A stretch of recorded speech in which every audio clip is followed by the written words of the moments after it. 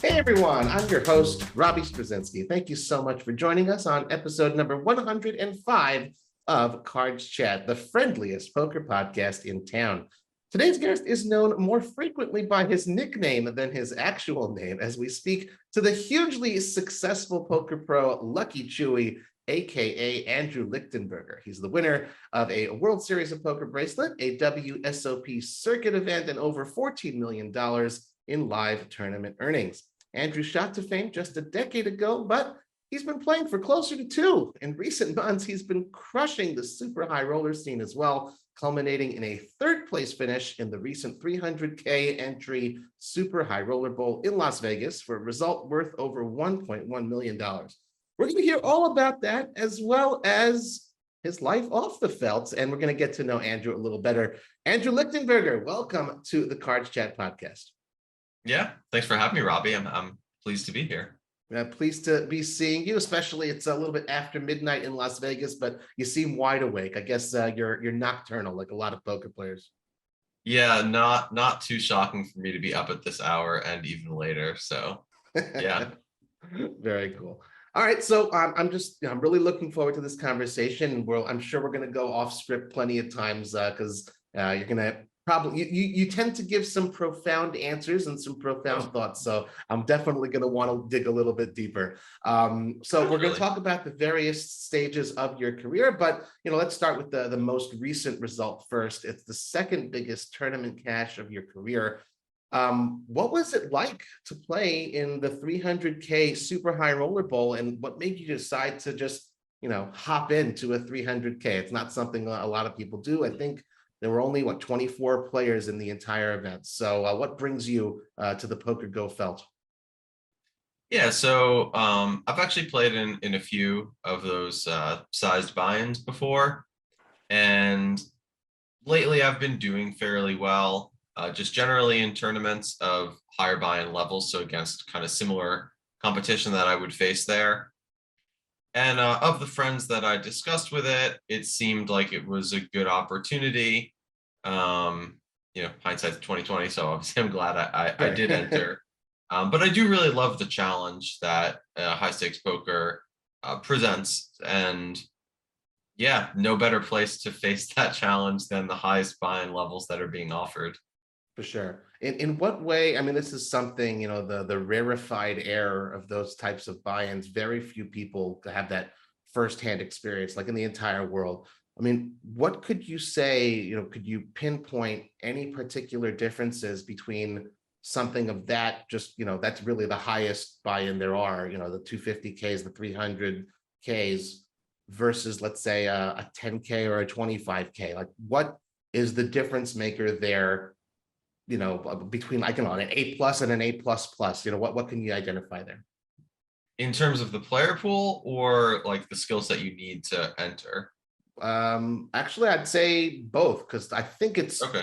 But let's hear from you. You've done it, not me. Yeah. So with the player pool, it's interesting actually. You face less talented but not elite pros because of the gap between the buy-in size. So even in say like a 50K buy-in compared to a 300K, there's a lot of really talented pros that would probably do well in the higher buy-in levels, but there's a whole host of issues. It's their self-confidence, getting action sold, getting actually money to the casino. It's not a trivial thing to find yourself actually entering those events. So in that sense, you're playing against still plenty of pros, but only the best of the best, which is interesting. And then as far as what you need in yourself to succeed, you really do have to believe in yourself. You can't I think sometimes pros that are very talented and particularly the ones that are more technically sound and operate from a hard to say. I was going to say purely logical perspective of the game, which I don't want to make it sound like that's in any way negative. But you really do have to trust yourself when you're out there and be able to make big calls or big folds or big bluffs or do whatever it is that you really feel you need to do. Mhm. And sometimes I think players that do well in, like you said, a 10K type event, uh, they might have a lot of technical poker or raw poker talent, but to really be able to execute when there is a lot more money on the line, I think you just have to have like a very deep level of trust in your abilities, and you don't know what kind of situations you're going to be faced with on any given day, right? So Right. um, yeah, I think that's kind of largely what differs. So watching you play those events, on the stream, on the broadcast, and people who didn't see that, they see the clips. Obviously, cool as a cucumber, totally composed. But even you were saying that you've played a few of those events before. You can probably count them on one or two hands.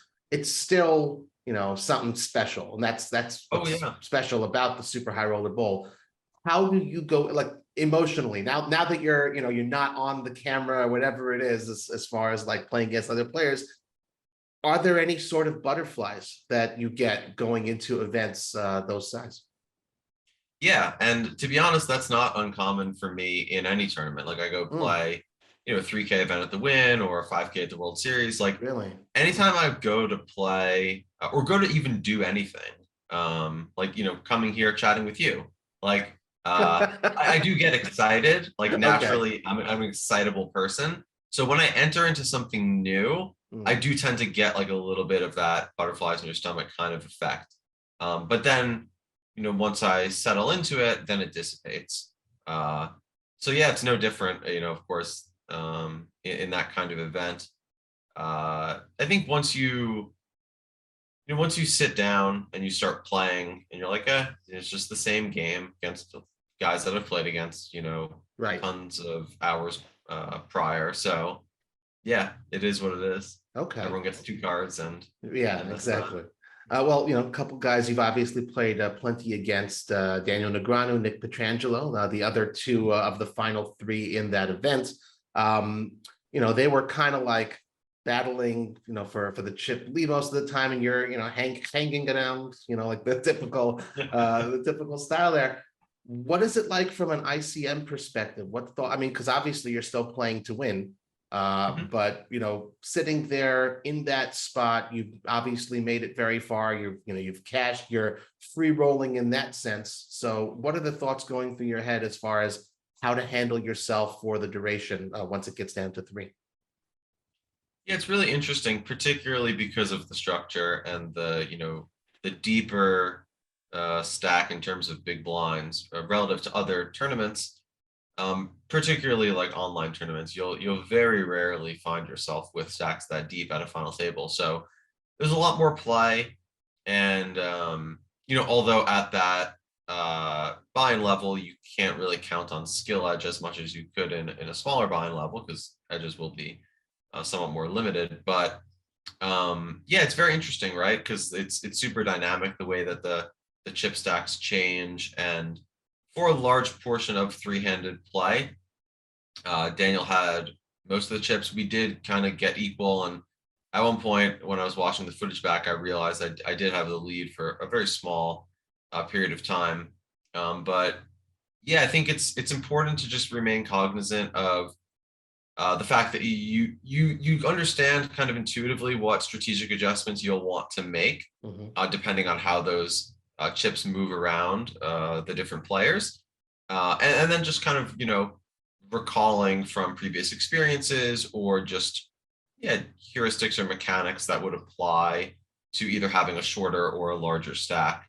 But yeah, really just being aware and maintaining focus on um, yeah, the different sorts of ranges and strategies that you want to implement. Got it. Well, yeah, the one of those little things you said there actually kind of dovetails on what I wanted to ask next anyway. You said when I was watching the footage back. Mhm. So, that's typical, great athletes, they go ahead and do that and they try to pick up things. So, beyond just sort of being entertained and watching it as a fan, you're still a fan of the game. What Mhm. types of stuff are you looking for when you watch that event back? Is it more in your opponents or more about yourself as far as improving and getting better for next time? Yeah, it's definitely both. I Mm, want to see from a kind of bird's eye view, how did I look while I was playing? Are there things that my opponents did that I didn't recall? Of course, just, getting a very streamlined view from start to finish of what hands people had, and kind of just like re-immersing myself in the experience and seeing how one hand led to another. Any sort of plot lines, maybe not the best way to describe it, but like narratives that players maybe tell themselves or that became somewhat apparent in the game, just kind of following the action and the sequence of events.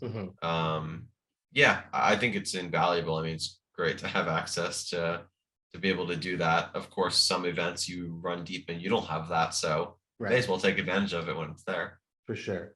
Well, again, you're in a unique position as far as, almost like a pro's pro in a sense. And I kind of wonder, how do you study? I mean, you teach. We'll talk about Learn WPT a little bit later in the show. But beyond sort of looking at footage, are you kind of like in that kind of have to do it myself lone wolf, or do you still have like even a small group who you bounce hands off of? Like what does it study and getting in the lab look like for LuckyChewy?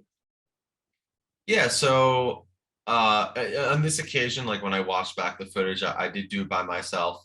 It was in the wee hours of the morning, so no surprise there. Most of my friends are asleep. I do have a group of sort of, I guess, core study partners that I'll bounce ideas around with.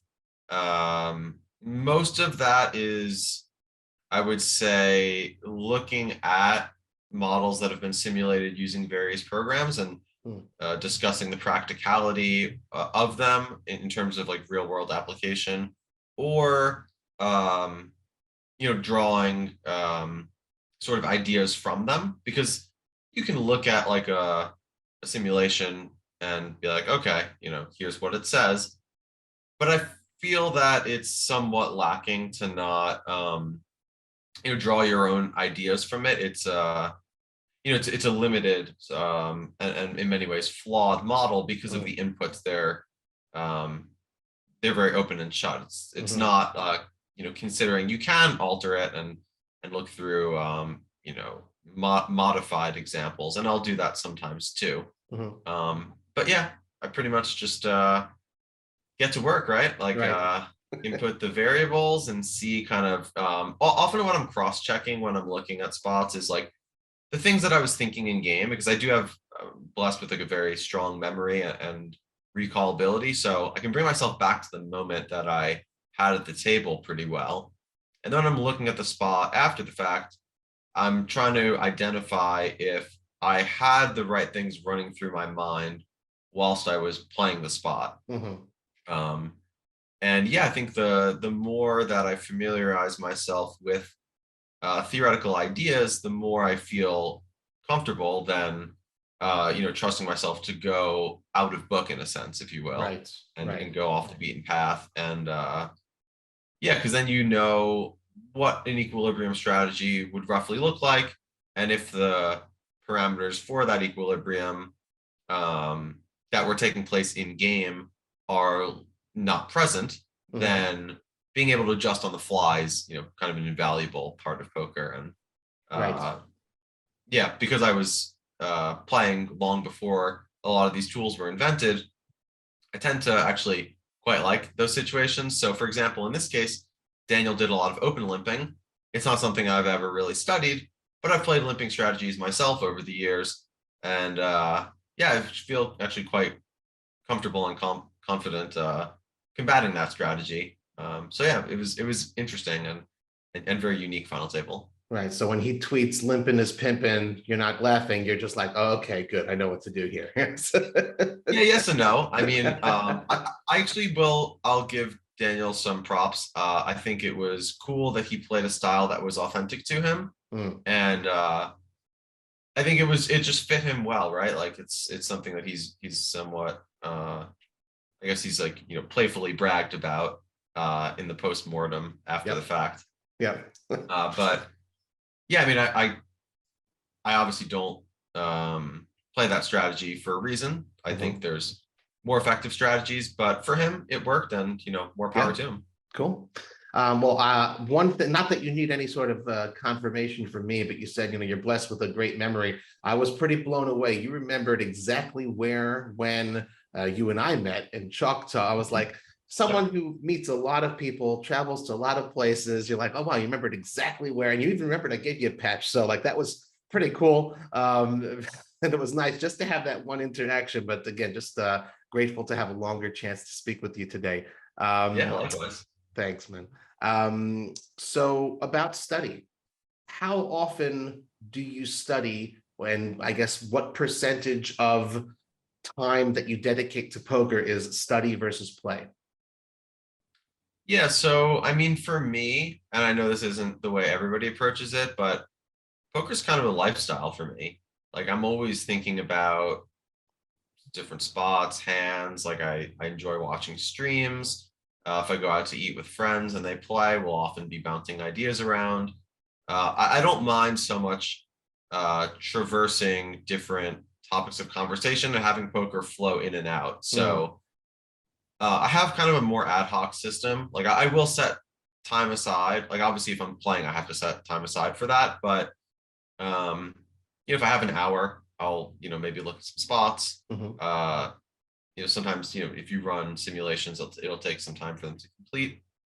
So yeah, I don't unfortunately have a great answer for you. I pretty much just take it as it comes. That's fair. And yeah, just keep my my mind open to just new ideas and just take it as it comes, really. Well, looking at your results, not results oriented, but looking at those results, you see you've won 14 tournaments. Obviously, you're kind of a closer. You don't get those types of winnings without reaching the absolute pinnacle of many tournaments. Would you say that you have a particular strength in late tournaments when it comes to, the final three or heads up or something like that? Or it just happens to have been, good variance, as a lot of poker players sometimes say? Yeah, I mean, sure, that's part of it. Like the cards do have to go your way. I did play a lot of heads up online, cash games back in the day, like pre-Black Friday, even a bit since then, but a lot of my volume was back then. And I always found it to be really insightful to play spots where ranges are very wide.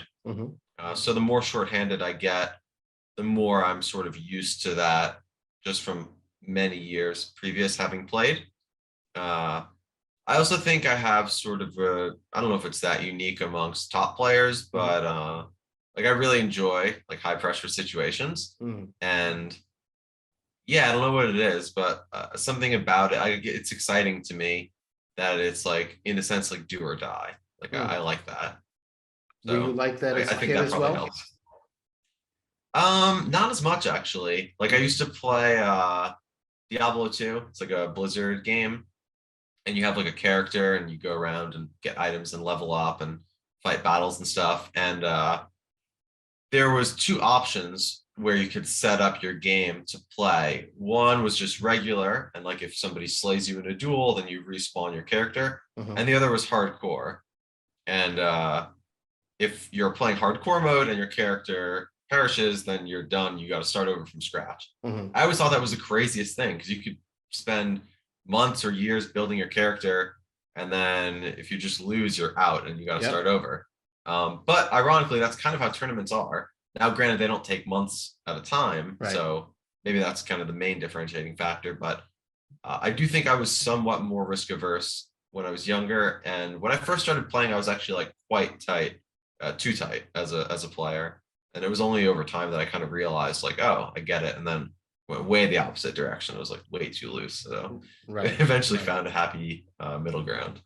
Besides sort of being success, I mean, you've obviously got a really good head on your shoulders. You found success at poke. You say, hey, I'm good at this.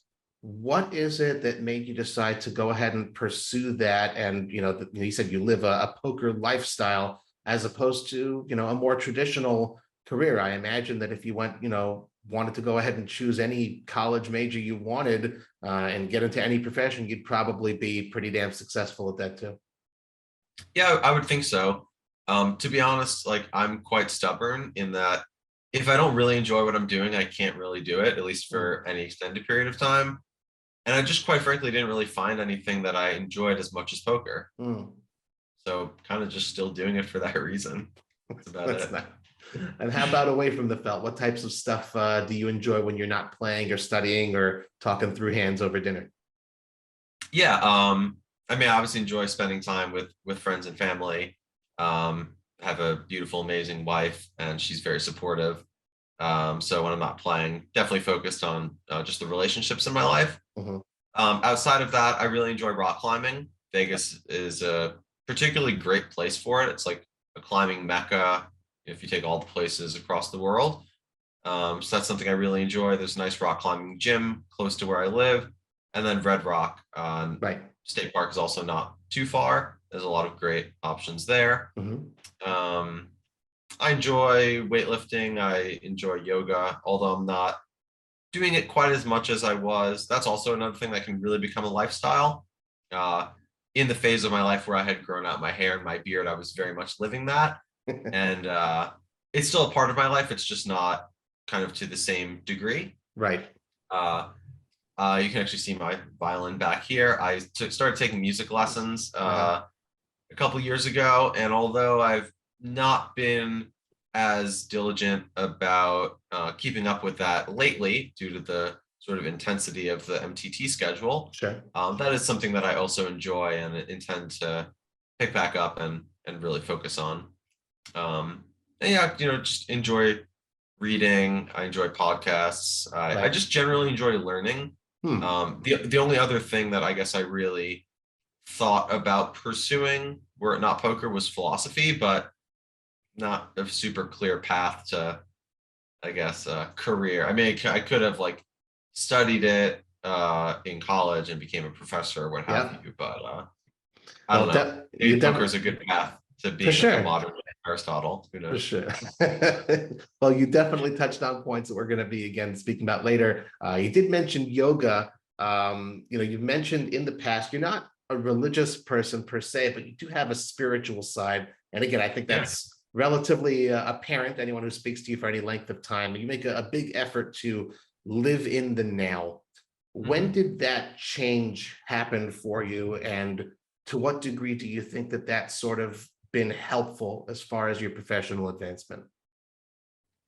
Yeah.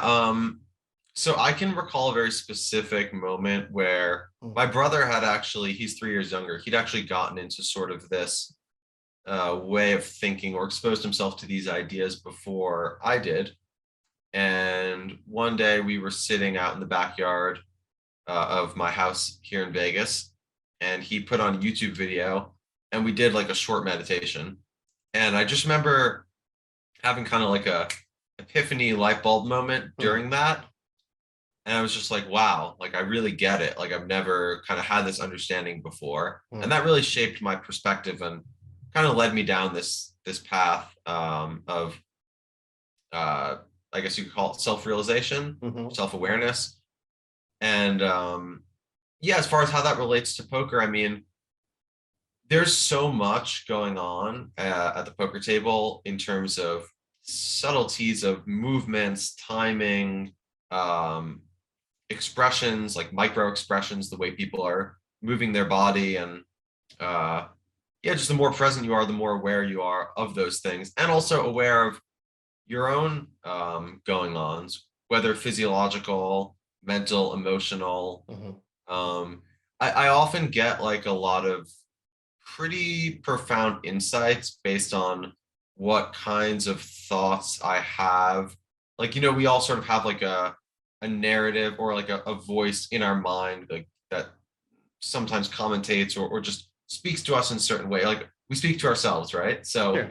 uh depending on the situation, sometimes there'll be things that come in my mind which are particularly unusual, and I've actually found that that can be quite insightful. Maybe not in terms of like strategically what I need to do, but ways in which I'm thinking about things that are either accurate or inaccurate. And yeah, it's a good barometer for, I guess, me to identify where I'm at on any given day or Mhm. in any given moment. Interesting. I can't say I ever get self-conscious when conducting these interviews, but now I'm wondering what's his read on me and all my facial tics. You're great, man. Thanks. We're also not playing poker, so I Right, have exactly. Well, turned thank down. God, because I would not want you on my left. I'll tell you that. So, um, you did make, besides like the spiritual, like you mentioned weightlifting, obviously, physical fitness, taking care of yourself. That's obviously something that's very important to you. And you made an alteration to your diet at some point many years ago, converting to raw foods only. It's obviously something that has an effect on a person's life and well-being and health and all that stuff. To what degree do you feel that that's important? Again, specifically in a game that's very demanding as a mind sport. Like, is it unrelated, or is it just like a life thing, or is it like poker players who are aspiring to do better would do well to make a change like that? Yeah, so I don't eat that way anymore. That was like an experiment that I would say it lasted somewhere from maybe I think around 6 to 8 months, and it was very interesting. Uh, I mean, one of the challenges is that you're just not getting that many calories in any given sitting. Mm-hmm. One of the upsides is that you feel like an incredible lightness to your body. Like I was sleeping really well, I was getting up really easily. I've never been a morning person, but I had more sort of energy in the mornings than I ordinarily would. Yeah, it was very interesting. I'm definitely someone that likes adventures and likes to explore. So yeah, when I heard about that and people were actually doing that, it was very intriguing to me. But I personally found it to be unsustainable, at least with where I was at in my life then and today, just the same. Maybe at some point I would go back to that, but guessing probably not. Yeah, I don't know if it's that suitable for too many people. I do find that when I really have to focus for long sessions, and this is something I'm actually about to embark on a bit of a journey on to have more clarity about. I find that if I don't have enough food, it can really affect my focus down the stretch. I have toyed with like intermittent fasting and other sort of fasting ideas. I don't find that really works that well for me.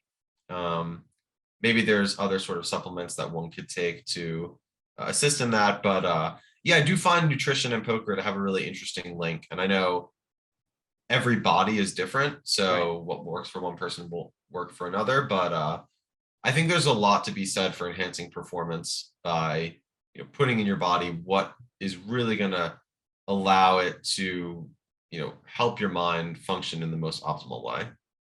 Interesting. Okay. And I imagine you've played your fair share of lengthy sessions. Do you feel like a specific type of endurance due to the diet? I think just naturally, like I've always thought I would do really well in those Ironman type tournaments, where say like we start at noon and we finish at like noon the next day. Right. Like I think I would just do well in that kind of format. So yeah, I'm not sure how much of that is diet related and how much of that is just my desire to just keep playing hands. Gotcha. Okay. Well, talking about health, fitness, everyone assumes that LuckyChewy is related to Star Wars and Chewbacca, but it's kind of health related, if I understand correctly. Can you sort of tell us how that nickname came about? And I'm sure you've told the story. I don't actually know. Oh yeah, no worries. In third grade, I had a friend. His name is Kevin Roby, and he started affectionately calling me Chewy because my mother would pack me Chewy granola bars in my lunchbox every day. And yeah, that just kind of stuck. And then all my friends, everyone in school just kind of called me Chewy. And that was that. I made it part of my my poker alias. Nice. Here we are. Those are underrated. I still use those, especially when I'm abroad. I'm looking for like kosher food and stuff. It's just great to pack a good energy boost. It's granola, so it's not too, and a little bit of chocolate and taste. It's nice. Yeah, there you Cool. go. So you wrote this book, The Yoga of Poker, on the subject of meditation and mindfulness. You talked about possibility, that you could have gone down the road of being a professor, looking into Maybe. philosophy. I don't want to toot my own horn too much. I'm Maybe I tooting could. your horn because it's obvious. It's just like I genuinely feel like I could be speaking to an academic. I do feel that way right now. It's very cool. Hmm. What possessed you to feel the need to write a book in the first place? Yeah, it was an interesting phase in my life. I was just out of a long-term relationship, and I was getting more and more exposure to this way of thinking, and I had just a, you know, generally large transformation in my life at that phase. So yeah, it was fun to kind of get creative and put words down, and yeah, ultimately I ended up with that book. It's interesting when I read it back now, like a lot of the ideas still I hold near and dear and true to myself. But some of it I might make edits to at Mhm. some point. But yeah, it was fun, and I thought it was nice to share a perspective that I feel like a lot of poker players are witness to in their own experience, Mm. but it's not always the easiest thing to articulate. And I thought it would be somewhat relatable, and it seems like it largely has been. Yeah, So that's nice. cool. Okay, cool.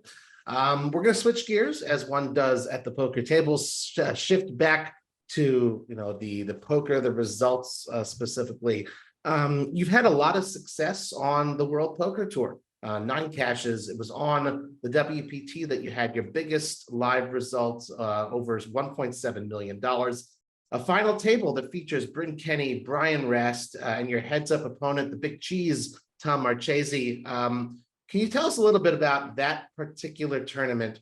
And also, do you sort of feel that the recent Poker Go high rollers have replaced the Alpha 8 to an extent? Because that kind of happened a while back. Yeah. So I do remember that final table quite well, or the whole tournament.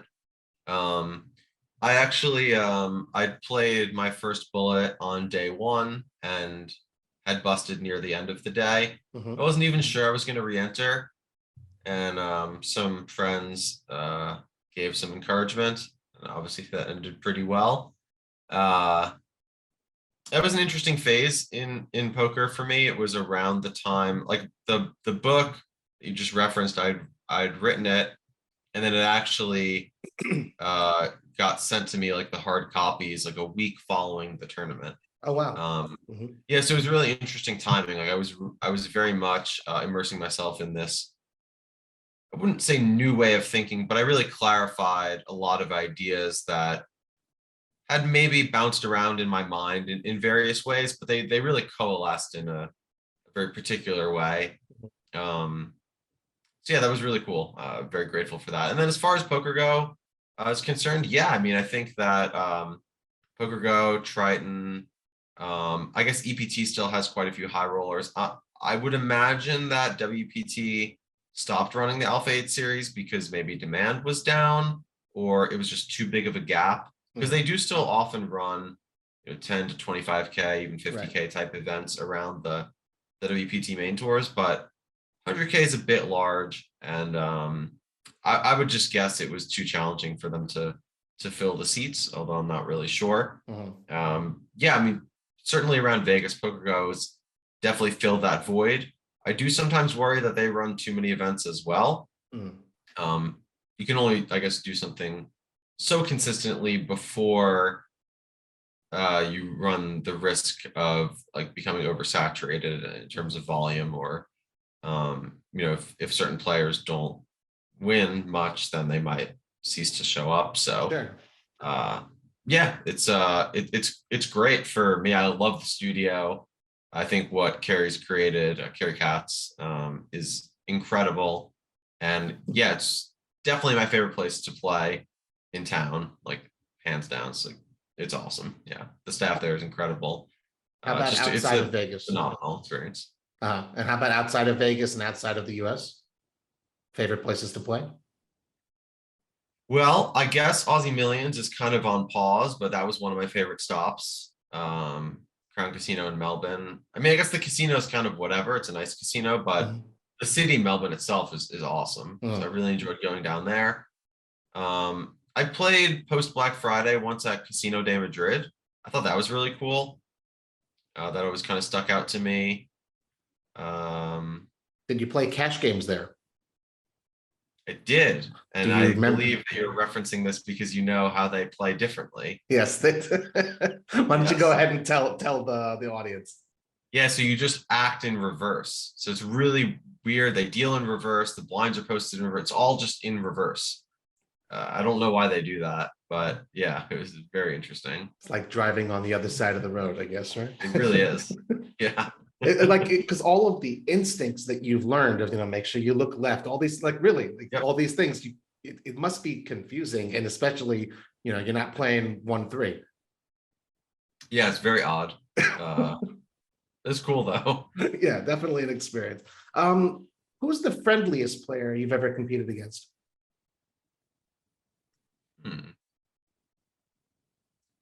Well, I would say in like smaller to mid buy-in events, most people are, I mean, even in higher buy-ins, like honestly, everyone's very friendly. It's just a matter of how expressive people are of their friendliness during gameplay, right? Because Mm, some people are very friendly, but they're not necessarily trying to have a heart to heart like during right. gameplay. Uh, I don't know that I have a good answer. Okay. No one really springs to mind as like particularly friendly relative to others, I Okay. suppose. The reason we asked that question, it's the friendliest poker podcast in town. So we try to Ah, ask all of our guests that question. That's the well, I'd hope insight. that you could fill that void, but we haven't yet played together. Ah, So, yes. Well, I'm just about 99% short of the buy-in. Daniel said, he'll spot me 1% for the super high rollers. So but I still 99% more. play smaller binds. Like Right. I'm at a lot of poker tables throughout the year. I don't swear off smaller For events. sure. So. Well, how do you plan your schedule out? I mean, is it really just because I mean, you said you don't just play the huge binds. You'll get the butterflies for a 3K at the win as well. Like, what is it that makes you say, okay, that's an event I want to play, that event I don't want to play, that sort of thing? Yeah, I mean, a lot of it is just like scheduling related. Like if I'm in town and I want to play cards, I just kind of take a look at what's going on. Mhm. Uh, yeah, I mean, I genuinely love poker, so I'm often looking to play. I think that different operators or hosts of event series do a pretty good job these days of balancing them out and being well, it's also just good for their bottom line if they don't overlap series, right? Because they want the same players that are going to play one event series to play another one. Mhm. So yeah, I find that often there's just a lot of good tournaments going on at various points throughout the year, and yeah, particularly as of late, seems like being a tournament player is a great skill to have. There's just so many events going on. I'm Yeah. really excited to see what 2023 brings. Cool, good spot to be in. And well, how about online? And you mentioned, the LuckyChewy name online, pretty legendary. You're in, Nevada, you're allowed to play online, that sort of a thing. Do you still get the same buzz out of it like you do from playing live tournaments? Sometimes it's a bit different, like not having the atmosphere to play a role. It does change things, but I do just genuinely get excited if I'm deep in any tournament. Um, or even if I'm just like playing, like sometimes, I have a lot of friends in Vegas who are, know about poker, but might not necessarily play even for money. And I've played like, just some play home games. Even that's exciting. I'm pretty easily excited. I just You enjoy life. So yeah. Even in a home game, that's you piqued my curiosity. I'm a big home game hotshot. So what sort of why play in a home game in Las Vegas when you've got, well, dozens of poker rooms to choose from? Well, it's not always about money, right? Like I'm recalling a particular incident. This was a few months back. I was just at a friend's house, and uh, he had some people over, and his girlfriend and one of her friends hadn't played much poker really at all, and I was like, yeah, they wanted to play, and got some chips and cards, and Wow. I think the casino experience would have maybe not been the best environment for them to learn. Oh, got it. Okay. Well, you mentioned learn. Those who are watching instead of just listening, you'll see that Andrew's sporting the Learn WPT patch. Obviously you're associated, you're an instructor with them. How did that relationship with Learn WPT first come about? And also, why is it important to you to teach poker and not just play it? Yeah, I got asked to join at one point, and I had done various poker coaching and teaching things previous. So I thought it would be a good fit. And as far as why it's something that's important to me, I do find that like teaching actually does help just really solidify ideas on my own mind. But more For than that, you. it does, yeah. And Okay. that's not the main reason I do it, but that's just something additional that I find to be useful and beneficial. Uh, I really do like seeing other people gain an understanding. Hmm. Like I guess if you're looking at it from a purely monetary standpoint, like the money I get paid for teaching probably doesn't make up for the fact that I disseminate information to the player pool. But in this modern day and age, it's not that hard to expose yourself to ideas that will help you get better at poker. So it's not even really something that I'm primarily focused on doing for monetary gain. It's just something I enjoy. Like it's genuinely fun. Like I like seeing other people have aha moments and a light bulb go off. I really like the people I learn. I love the team, and it's just fun. It's a fun group to be a part of. Nice. Cool. Well, there's a ton of poker training sites and videos and books and all that kind of stuff out there. Who's the ideal candidate to choose Learn WPT as their place to, improve on their game? Yeah, so at present, most of the content just over the years has been geared towards more beginner level players. One of my goals is to, which I would say is somewhat underway, is to start shifting some of the content towards mid-stakes type players, the guys that are, or gals that are playing like, Heartland Poker Tour type events, like smaller binds at the World Series, that kind of crowd that wants to really level up and progress towards higher buy-ins. That, to be frank, is kind of the demographic that I feel I'm most able to help. Because to teach like very basic poker strategy, of course I can do that, but I have a unique ability to really teach kind of advanced concepts, and I think it's most useful to share that with the people who will really resonate with and allow them to excel. Got it. Well, it's good. And we do. You have such an eloquent way of delivering your speech. It almost sounds like you're reading that off of paper. Like that's how well prepared and like beautiful. I was a linguistics major, so I appreciate good language. Wow, that's quite high praise from. Yeah. So like that's pretty damn cool. It's like, and you can hear that throughout, all your answers, but like that particular question was just like, wow, that was almost like you're reading from the brochure. That's really, really cool. To a lot of people, who followed your career, you could perhaps be, I want to be like, LuckyChewy someday, win like him, play like him. Did you ever have any sort of poker hero that you aspired to play like, be like, to meet at some point, maybe when you were still starstruck and entering the industry? Oh yeah, totally. And it's been pretty surreal for me because a lot, I would say pretty much everybody that I had any sort of feelings of novelty about, or I looked up to, I've played with at this point. So like, for example, my father offered to drive me and some of my friends to Turning Stone Casino in upstate New York when I turned 18. Nice.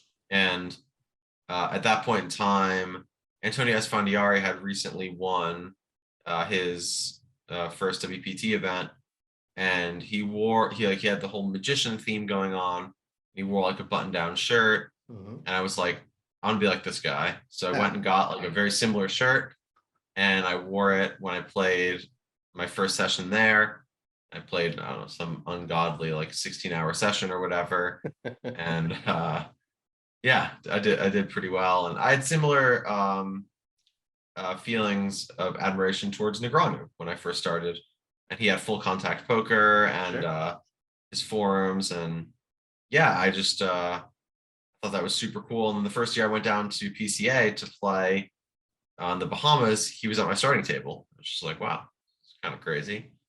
What was so it yeah, like? definitely. And what was it like playing with them, also Antonio as well, and meeting them for the first time? You remember that? Yeah, and I've told them both these stories because I think it is kind of like cute, endearing. It's kind of funny. Yeah, it's interesting. Like I never felt any sort of awkwardness or fear.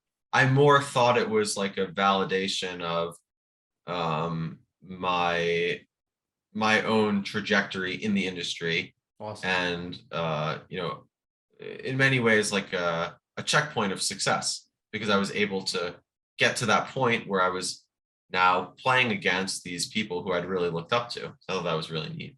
For sure. That's very cool. I think there's a saying about that, like look up to your heroes until they're next to you, or something like that. I forget the exact phrase. That's very cool. It makes sense. So I looked through, was 172 odd results on your Hendon mob. I think I maybe saw one PLO result, and it's just hold'em after hold'em after hold'em. Is there any reason that you haven't, or at least to the best of my knowledge, tried your hand more at mixed game play and other variants of poker rather than just primarily sticking to the Cadillac? Yeah, it's a good question. I have dabbled a bit, and I think that I actually have a decent mind for mixed games. I did have one deuce to seven single draw final table at the series. That was a reasonable result, but missed it. Sorry. Okay. Yeah, all good. I played some 8-game online. This was kind of years ago. It's tricky for me because like every year the World Series has all these mixed game events, and every year I kind of tell myself like, hey, maybe I should play more of these. But at the end of the day, what it really comes down to is the opportunity cost of, just kind of being realistic with myself. I can't play every day, all hours of the day. That's just not how I function best. And as the, no limit scene has offered bigger buy-ins, and I've, really taken to specializing in that format, I don't know that it's really all that pragmatic that I end up playing more mixed games. If no limit MTTs die off, I'd be more than happy to play and learn. And I have a number of friends who are very talented, like Nick Schulman, for example. He's a great mixed game player, and he sort of encouraged me to play more. But yeah, I just don't know when I would necessarily find the time. I do enjoy them, but I really still just love No Limit. So it's also just from a passion standpoint. Yeah, I'm not sure. I don't know if I'll ever really do it at this point. I think it would be fun, but right. It's so interesting. I'm everyone who knows me knows just how much I always promote, and I love the mixed game scene. And I just kind of wonder, and it's so interesting to hear that answer, that perspective. Like there's that genuine love, the fire's still burning to reach the top of that no limit hold'em pyramid. Very, very interesting.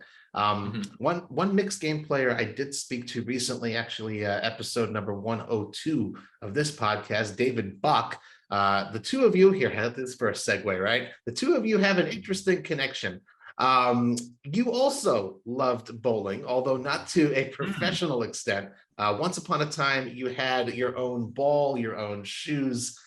Still do. Actually, I got a new one recently. Yeah. Okay, so what's the love for bowling? Where does that come from? How does that fit in with the philosophy? Because you didn't mention it when we talk about other hobbies that you do. Yes, I forgot to mention that just Mhm. just recently when you asked that. But Mm. yeah, you'll like this actually. So when I was younger, um, my father's been into bowling for a long time, and we entered like a family bowling league that we'd go to on a weekly basis. And I entered a few other leagues, and then I was on the bowling team in high school. Nice. And it was around that time that I got my first job at the local bowling alley. I was spending a lot of time there. I knew the staff, and just thought, hey, this makes sense. And it was also there that I got into poker because the Ah, owner of the lanes and the guy who was like drilling the bowling balls at the pro shop would occasionally be playing online. And I was like, hey, what's this all about? huh, And yeah, I was kind of into games already at that point right, from other online games I was playing, and they explained it to me, and that coincided with the moneymaker era. right. And I remember watching some Live at the Bike back then, that was even going, and starting to play with friends in high school. Huh, One thing led to another, and that was kind of that. But yeah, bowling's an interesting game. Uh it's obviously got a strategic component, and I kind of like the aspect of it where you have to be really precise. I think poker has a lot of similarities to that. Like poker's not I mean, like there is, the element of luck, of course, but it's not a super forgiving game right, if you kind of get something wrong. Like if you throw the ball wrong, like yeah, you might still get a strike, but you're probably in trouble most of the right. time. Like you might get bailed out on the river if you play a hand poorly, but most of the time you're going to feel the wrath of your bad decision. I like Right. that kind of quick feedback, I guess. It forces you to kind of be your best self. Ooh, I love that. Forces you to kind of that's great. It's profound. And I think that profound statement leads well into my last question for you before we get into the community questions. In your Twitter profile, you link to your LuckyChewy blog. I believe I Mhm. saw just two posts there, unless I didn't look, and see things under some stones over there. One of the posts is from 2017. Another post is from 2019, and I have to admit, I read them, not the entire thing, but what I read, like what I skimmed through, is like you really do genuinely write like a philosopher. It's Hmm. pretty amazing. What does writing mean to you, and just in general, what do you enjoy about expressing yourself through the written word? Yeah, it's a great question. I think it's a really interesting art form. It's oftentimes quite cathartic. Like I still do write a lot, but it's not always very cohesive. It's often kind of scattered. Uh, I recently actually kind of got inspired to start writing some poetry, Hmm, uh, and that's been fun as well, just to explore as another art form. But yeah, I think the ability to express yourself articulately is somewhat important, particularly in an age where I think a lot of people don't do a great job expressing themselves hmm, and maybe don't value getting through to others. So that's always been something that I valued just in myself, and I've sort of increased the worth on as time has gone by. Um, and I just think it's fun. It's very different from poker, right. where there's like a boundless ability. Like you have a blank canvas, you can kind of go at it however you want. In poker, it's like I mean, there's certain rules, right? Right. Of And course. you're able to be creative within a somewhat confined space. There's a lot Mhm. of room for creativity, but yeah, the other art forms have a lot less limitation in that regard, and I think that's really interesting for me to explore. And can we expect, 2017, 2019, maybe a third or a fourth blog post anytime soon? Yeah, I don't really update the blog very often. I really want to be inspired when I do. Mm, So yeah, whenever I do get inspired, I actually quite often think about it. mhm. And a non-negligible amount of times I've like started to combine different things or different threads of thought that I've started just in my notes or what have you. Mhm. But they don't really end up going anywhere. So I Right. really wait for it to something to speak to me and then to put it out there for others to read. Again, I'll definitely recommend you just go to Andrew's Twitter profile. The link is there on the blog. I highly recommend it. It's again, it's just two posts, but you can't rush genius. Those are some really profound, great thoughts. It really just I you like kind of like that. have to read it real slow and I don't know, kind of like savoring a good meal, just or a good wine. Just like let that simmer in your mind. Good stuff there.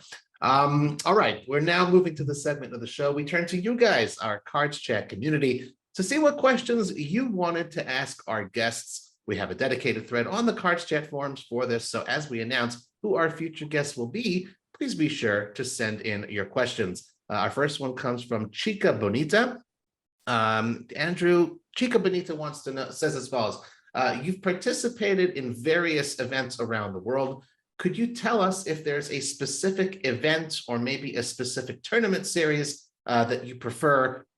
Is there any preference that you have for particular events? Um, I mean, I guess just from like a value standpoint, I prefer events that are larger because if you're traveling Hmm. somewhere, then you're paying for flights, accommodations, um, often somewhat increased food prices relative to what you might pay at home. So, given the increased cost in just arriving at the venue, you want there to be a lot of players that I mean, I guess their skill level is kind of irrelevant, but you want to be able to like make good returns on the money that you invest into any given tournament. So, like I mentioned, Australia, that was a great stop. It was like Hmm. one of the biggest tournaments of the year. The tournament that I did play in Madrid was the year that the EPT Grand Final moved from Monaco to Madrid. So that was another great thing. Hmm. The great event series. Barcelona is often like quite large. PCA in the Bahamas. Um, yeah, I don't know that like any really stick out as more enjoyable over others. I'm not sure if the question is geared towards their own interest in trying to figure out where they might travel to. Okay. Uh, but yeah, lots of great event series. I've heard incredible things about the Triton series. I just haven't quite made it out there, but I'm very excited to attend one of those soon. Cool. Hopefully in Nice. 2023. I have to point out a very interesting answer. Really, this like fascinating. I think this is something a lot of the audience members can learn something from someone who's experienced your level of success. Again, you look at 14 million plus in tournament winnings, playing 300Ks, all that stuff, and it's not like a matter of thriftiness or something. But even at that level, super high rolling player, it's a genuine sort of appreciation for money when you're talking about, yeah, there are costs involved. You know what I mean? Like, shouldn't be such a big deal. Like, for a 1-3 player, whatever it is, it's like much more like a cost. But like the fact that that still matters to you, I think that that's a very good thing. Like you haven't lost touch with Yeah. what money means. I think that's a very Well, cool thing. I have lost touch, my friend. I've found it again. Okay. A lot of what might seem like, oh wow, this guy really has, he's got it going on. Like I made a lot of mistakes in my day. So Hmm. So I've got to ask a um follow up. What yeah. do you think was your biggest mistake financially speaking in the poker world? Well, it wasn't really in the poker world. It was kind of stepping outside and Oh, trying my hand at startups. huh. Lately, I've been fortunate to have some really profound mentorship in that regard. But yeah, it's easy to think like, oh, I'm really winning at this game. I can win at other games, and Mm, I do think the poker skill set is transferable, particularly once you achieve a certain level of success and start to see how it can map onto other industries. But yeah, it's not a one-to-one kind of thing. that's fair. You have to pay That's why your I dues a love little bit. that's what I love about the community questions. Like they open up all these doors that I wouldn't necessarily have thought to investigate. So Yeah, it's that's pretty great. cool. Pretty cool. Yeah. Shells asks a couple of questions. Thank you very much, Shells, for submitting these.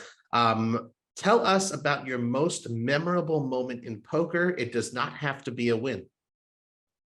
Okay. Yeah, I have a pretty memorable moment. That's always stuck out to me. So this was 2018 Five Diamond.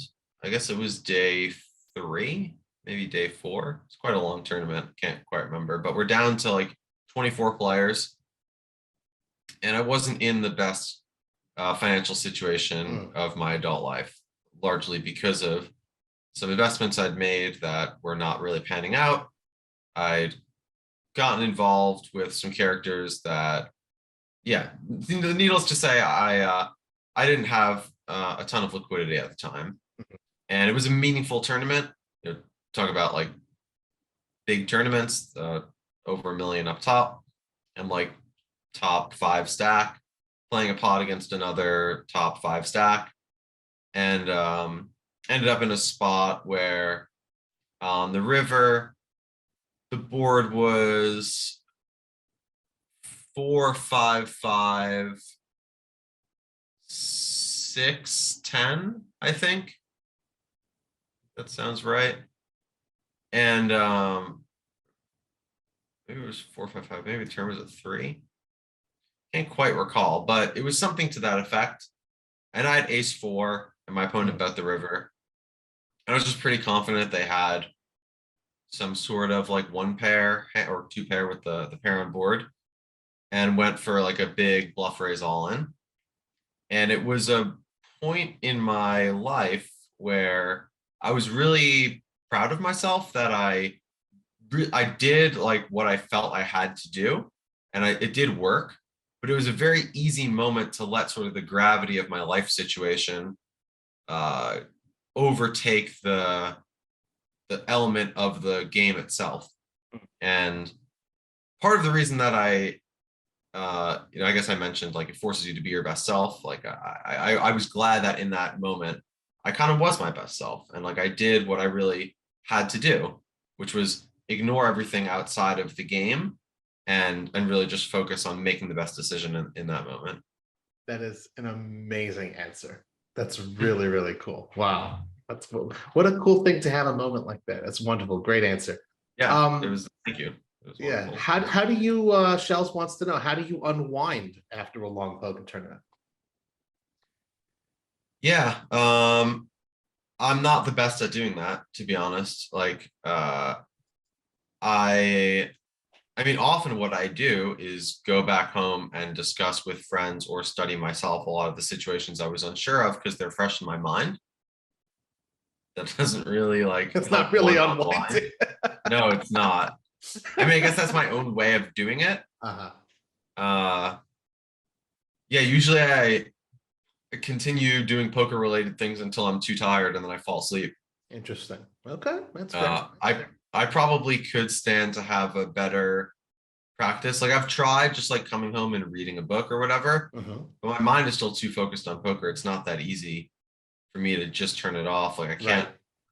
any other thing I could do. I've tried like late night workouts that can sort of help. Uh, but at that point, you're quite tired physically, Mhm. and that's not always the best time to be doing rigorous exercise. So can't really help with that one. Not just Netflix or YouTube or something, just kind of like zone out, nothing like that. Yeah, sometimes some YouTube stuff can be nice. Uh, like listen to a podcast or watch a cool, insightful video, but it's just really tough for me. Like the situations are so fresh in my mind. I really just want to kind of put them to rest. Maybe that is my way of unwinding. It's like I have a lot going on in my mind. It's like, oh, I want to know Right. about this. Like, did I have the right ideas here? I'm not sure. So I figure it out, and then it puts it all at ease, and then I can rest easy after that.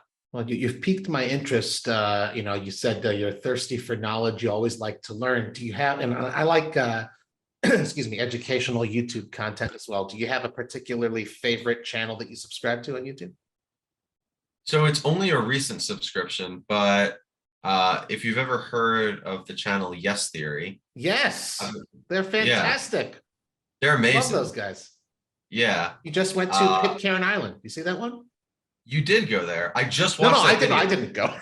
Oh, okay, okay, No, but okay. that they just made the video. Thomas went to Yeah. Pitcairn Island. Yeah. Yes. Yeah, that was really interesting. Mhm. Yeah, I just love their whole ethos and their explorations and their adventures. Yeah, Seeking it's super cool. discomfort. Yeah. Yeah. Wow. It's a great Very brand. cool. Great, fantastic channel. Highly recommended. Yes, very good stuff. Two more from Shells, then we'll move on. Do you have a bucket list in life? And if so, what's on it? Kind of. It's actually funny. A friend of mine earlier today was asking me about goals, and I've never been a super goal-oriented person. And part of that is because I live a generally unstructured life, at times to my wife's dismay. I'm not really the most, like, I don't have like a calendar, I don't schedule things in. That can backfire at times, and I might try to change that at some point. GTO there, yeah. Yeah. But there are a few things that I really would like to do in my life. Some of them are just like going to certain places on Earth. I think that'd be really cool. Some of them are more personally related. Like I opened a nonprofit last year.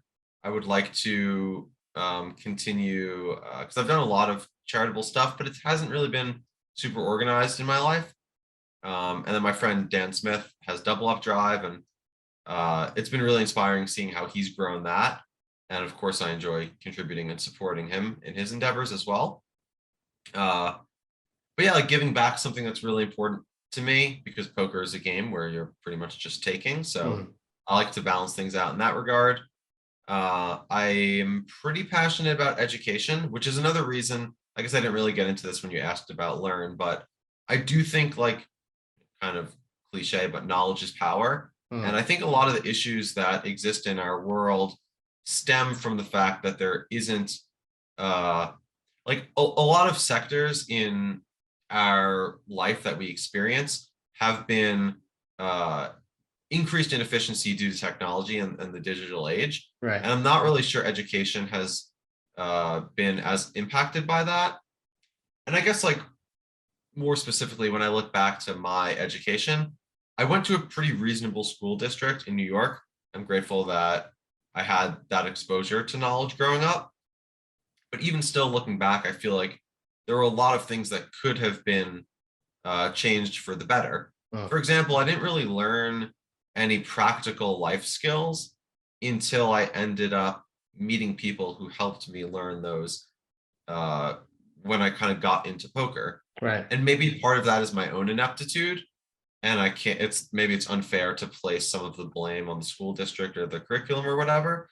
But yeah, I just think there's a lot to be said for empowering youth with knowledge so that they can, problem solve and understand kind of what challenges await them when school ends. And you'll have multiple choice tests to, figure out if you're going to be able to pay your rent at the end of the month. Right.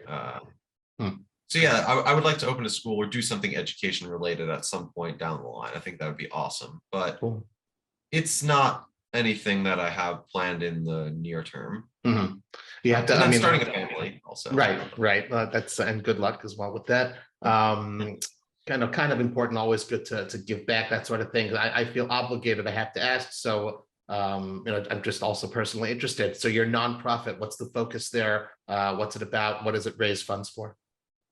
Yeah, so it's called the Peaceful Earth Foundation, and it's, again, not super structured at this stage. I have a friend in India who I've worked with on a few different projects, and yeah, love him, and he's amazing. He has some ideas of how to efficiently connect some uh, successful business owners that he knows with some NGOs over there. Nice. And then more locally, I've been in touch with a few different people. Seems to mostly be the single mothers demographic that they just need help. It's like it's tough. Like I've found that I would really like to help people become sustainable in their own lives. And I find that that is a much bigger challenge than I have initially realized it to be. Because a lot of that is sometimes it's education related. Sometimes it's just like practically there's obligations outside of, just spending time working on something, or, when you're really starting from scratch, like it's just not that easy. Right. So yeah, it's challenging, but it's fun also. And it's just such a wonderful thing. Like you said, poker is just a game, or by definition, we just take, it's a beautiful thing to give back in that way. And just one more thing I'll add is like, I'm very grateful to be able to give back. I would say if anything for me, sometimes it's challenging to know where my limits are in terms of what is reasonable to give. I have found that otherwise reasonable people, if you give them the option to be enabled, they will take that option. So it's challenging in that regard also. Right. Very you interesting. want to make sure that you're helping someone, not holding them back. Right. So, well, I guess sort of the opposite side of that spectrum is Shells's final question here. We got one more question asked afterwards. Shells wants to know, do you have any guilty pleasures, Andrew? Guilty pleasures. I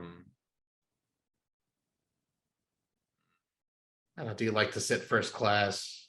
I don't know. Oh, like indulgent expenses. Yeah. Food. For sure, food. Yeah. Like I don't think I'm like a frivolous spender, really. Live pretty humbly.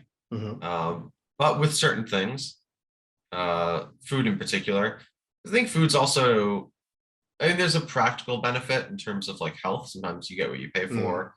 Not always though. I just really enjoy the experience. I've actually sort of tested it in my own way, and I'm heavily biased because I do enjoy like good food. But if I don't spend as much on food, I sometimes find that it does affect my happiness when I know I could be spending a little bit more, to where it's not really going to change my situation in life. Although over time you can save quite a bit.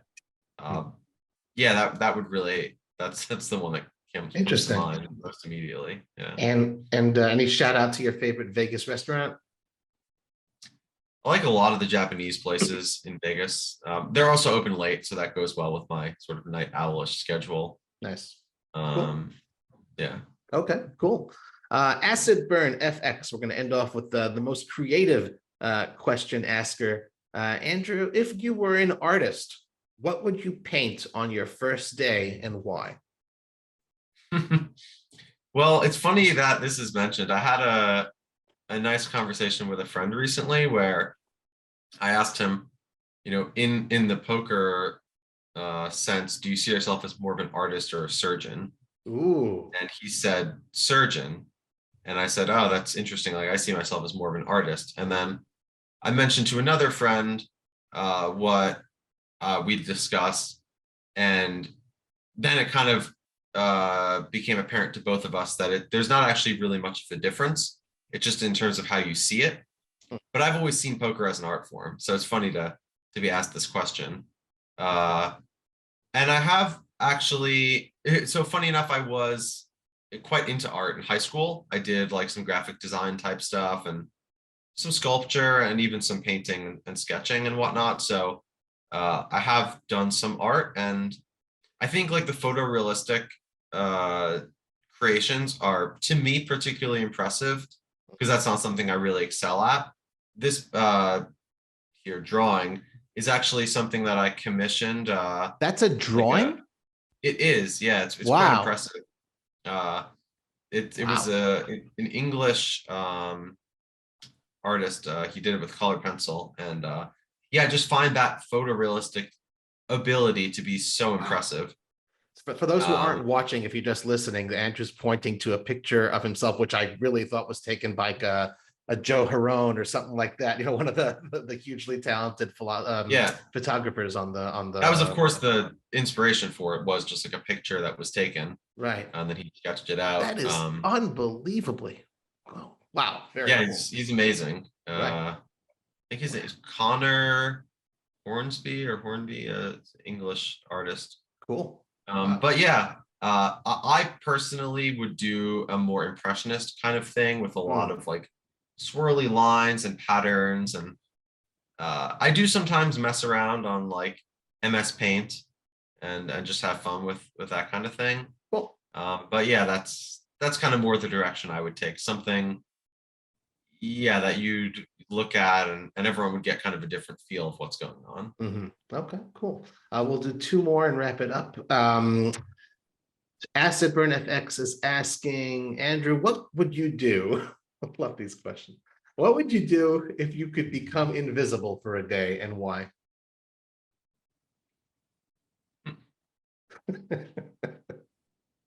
That's really interesting. I guess so. Maybe this would fall under the guilty pleasure category. I think it would be interesting to see how I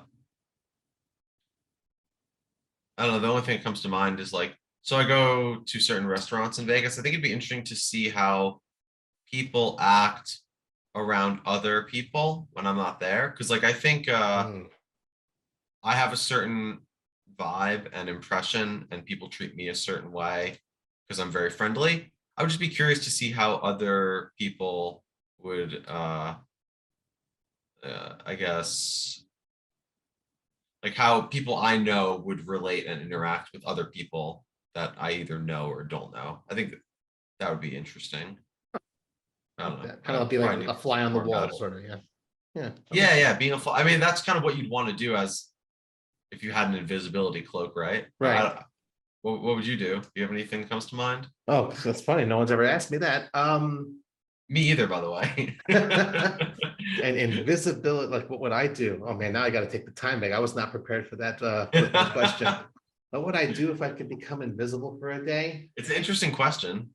I think, I don't know, just like certain places where I could never visit, but like if they didn't know I was there, and like I wouldn't do anything, but just sort of see like, I don't know, like the back room of a casino, like when they're counting the money, just like that seems like such an interesting operation to witness. And just for like security reasons, obviously people aren't allowed there, or like, I don't know, behind the scenes of like, the president's task force or whatever it is, like places where no camera goes, like that kind of thing, just to see it.